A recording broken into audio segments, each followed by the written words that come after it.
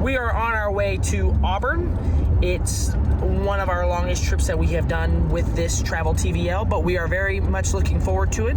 We have a full day ahead of us. Football stadium, Raptor Center, lunch, bookstore, so much going on.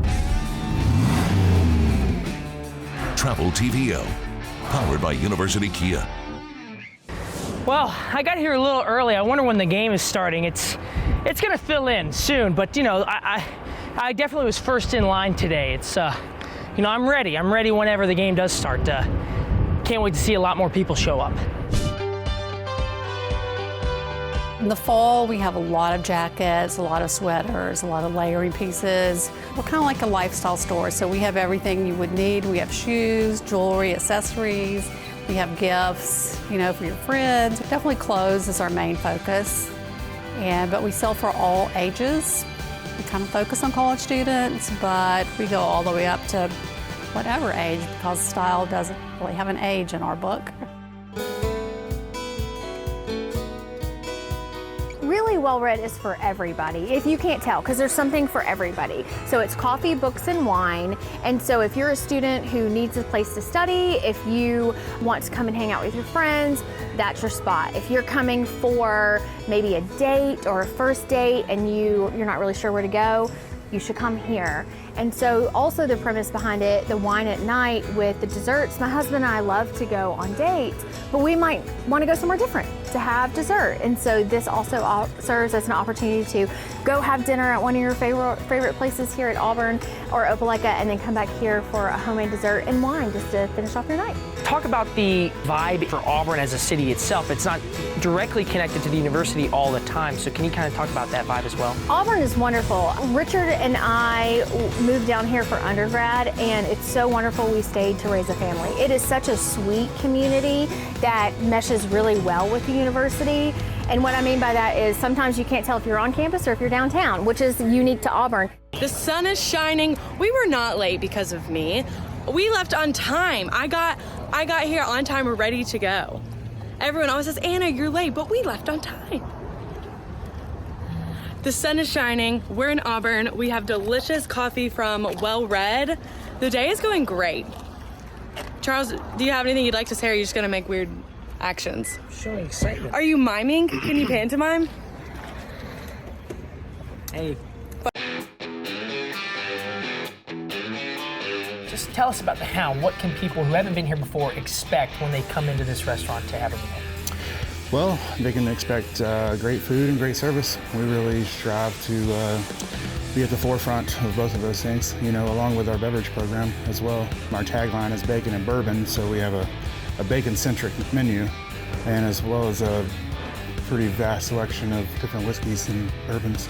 Well, you made us a spread here, and it's hard to describe what we have sitting in front of us, but can you please kind of highlight what you've made for us today so that we can try some of your featured items on your menu? Some of the classics we have, pork rinds, of course, and then we make what we call our pork rind rub, and that's what's sprinkled on top there, so it's got a little kick to it. And I guess just moving around the table here, we have our shrimp and grits. I don't think it's our #1 seller, but it's basically our, you know, one of our top 3 for sure. Here we have our signature meatloaf. It's made from 4 different proteins. We have beef, pork, our house bacon trim goes into it, and our smoked bacon as well. That's what makes up our meatloaf. And then we have what we call our chicken fried steak. It's not your traditional chicken fried steak. Here we take beef cheeks and we braise them for hours, and then we cool them back down. They're able to congeal back together, and then we bread them and fry them, so they're super, super tender. So quite the opposite of what your everyday run-of-the-mill, you know, chicken fried steak is. And then here we have buttermilk pie. My wife actually makes these. We keep several things within the family. The original owners, Matt and Jana Poirier. Jana's mother still makes the pepper jelly. Our famous bread pudding that's been on the menu since day one. We use a bourbon caramel, vanilla bean ice cream, and on top was the little surprises, what we refer to in the kitchen as chocolate crack.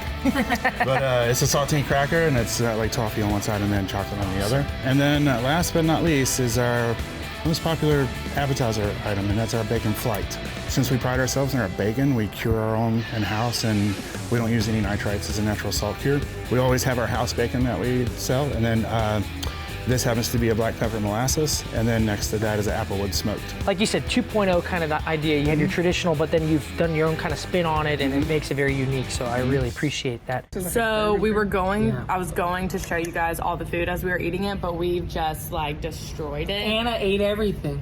It's okay. It was so good. What's y'all's favorite? This, the meatloaf.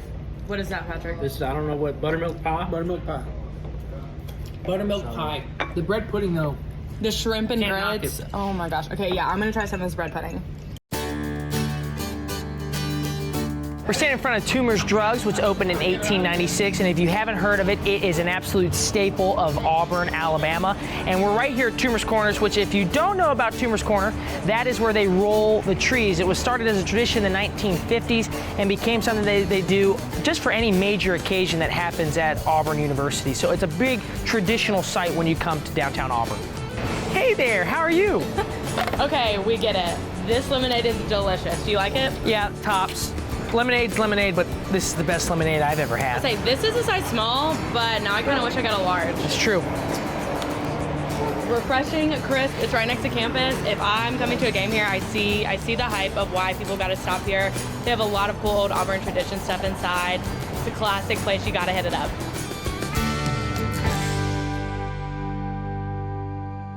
All right, Will, we are down here on the field, Pat Dye Field at Jordan Hare Stadium. So that's my first question. So many people, that if they don't know Auburn, they don't know exactly maybe how to pronounce it. So how do you officially pronounce the football stadium name? Jordan Hare Stadium. Excellent. So if you come down to an Auburn football game, you now know exactly how to pronounce it. So you look like you know what you're doing a little bit.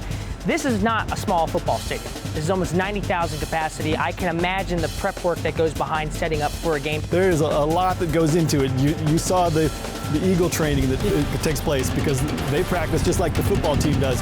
The band practices every day after school, and they practice on Saturday mornings for an afternoon game.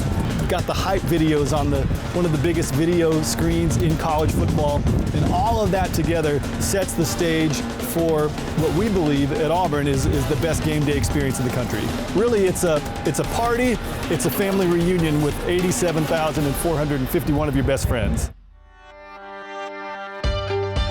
All right, well, we are at the Southeastern Raptors Center, and just to start things off, you have the Eagles that people see fly at Auburn home football games. But just overall, what is the main purpose of this center? What does it do on a day-to-day basis? Yeah, so we've got a variety of purposes.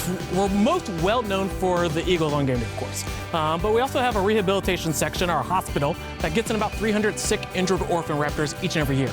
Our veterinarians will try and do their best to fix them up and release them back in the wild. Sometimes if that's not possible, they might come live with us. And so we do about 300 educational shows all across the Southeast annually. What is the process that you go through? What's the training that goes through for an Eagle to be prepared to perform on game day like that? Yeah, so all of our Eagles and Raptors in general are all non-releasable for some reason or another. And so all of our Eagles have something that prevents them from being released in the wild.